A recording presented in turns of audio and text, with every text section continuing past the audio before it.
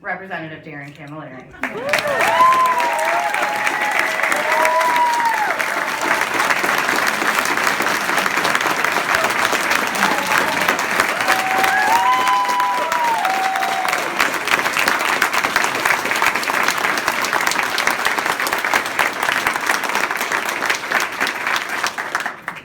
Thank you.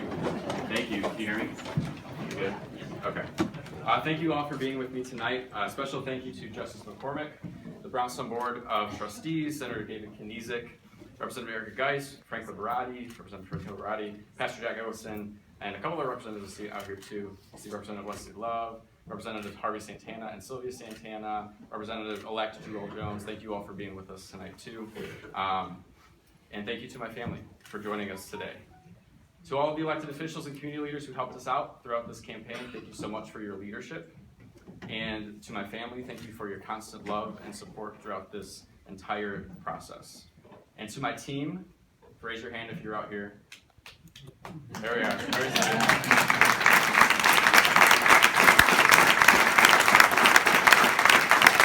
Thank you all so much. This could not have happened without your tireless efforts and your boundless determination to make a difference here at home, so thank you all. Well, we've come a long way. This journey started nearly a year and a half ago, and we've overcome nearly all of the odds to get here in the first place. As a young teacher who comes from a Mexican and Maltese American family, not many people gave me a shot. But in my mind, politics is more focused on what regular folks want, what working people want. So I didn't listen to those who claimed that our efforts were futile.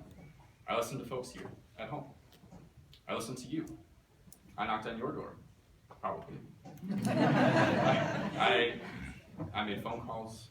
I showed up to community meetings and listened. And after hearing all of the conversations about what people here wanted, we decided to run. And that's because I knew that folks wanted change. I knew that my district needed a bold leader with strong local roots, a new perspective, and genuine commitment to serving our neighbors. So we began our journey, in spite of what the establishment said. Seems to be a thing this year. And I'm honored to be standing before you tonight as your state representative and an assistant Democratic leader of the next legislature. Yeah.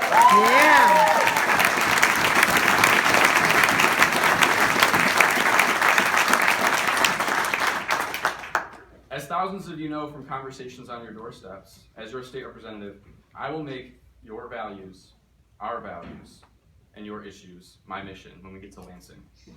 For folks downriver, we respect hard work and always have, because nothing is stronger than the dignity of earning something for you and your family. We know that diversity is our strength because most of our families came from somewhere else to work here in our factories. And we believe that everyone deserves a fair opportunity to build success because the deck has been stacked against working people for far too long. These are the values that I will bring with me to Lansing as I fight for your issues. When I get there in January, I want to address income inequality with better paying jobs and rising wages. I want to eliminate the educational opportunity gap for our kids because a zip code should not determine the quality of education that a child receives.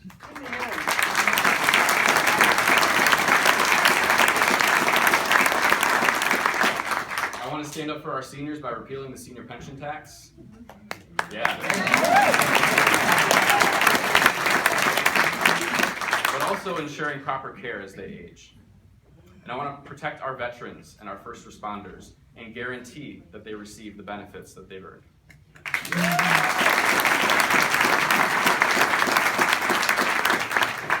I know that this election year has been particularly frustrating, but I do know that there's hope for a stronger tomorrow here at home.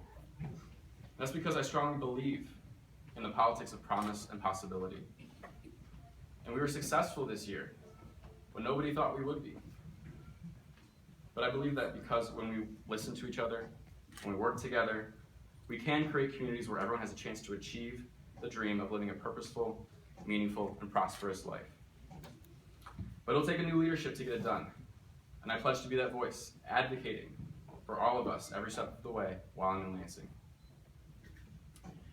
You know, every now and then, I still get asked, are you sure? Why do you want to go through all of this? Is it worth it? When that happens, I often tell the story of the retired Detroit police officer I met living in Trenton, who no longer has health insurance due to decisions made by emergency managers. Or the single mom I met in Brownstown, struggling to pay for quality childcare while also working 2 full-time jobs, just to make ends meet. Or the parents I've met in Huron and Woodhaven, who are afraid that the train tracks, of all things, will block life-saving services when they need them most. But I also tell them the story of my family and the sacrifices that they made to give me this life. That my father became a U.S. citizen in the 1980s. My mom has ancestors who both crossed Mexico's border, but also had the border cross them. And that they didn't let the narrative about their lives be anything but hard work and determination to succeed. In my family, where my nunu couldn't read or write, I became a proud college graduate, teacher, and now state representative. The youngest Latino and first Maltese American ever elected to Michigan's legislature.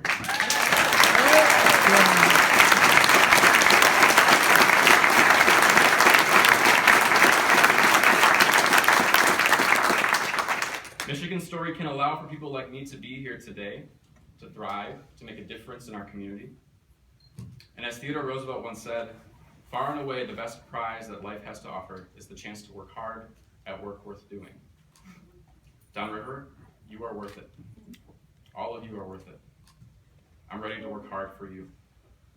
So as this journey continues, thank you for giving me this prize of serving and representing home.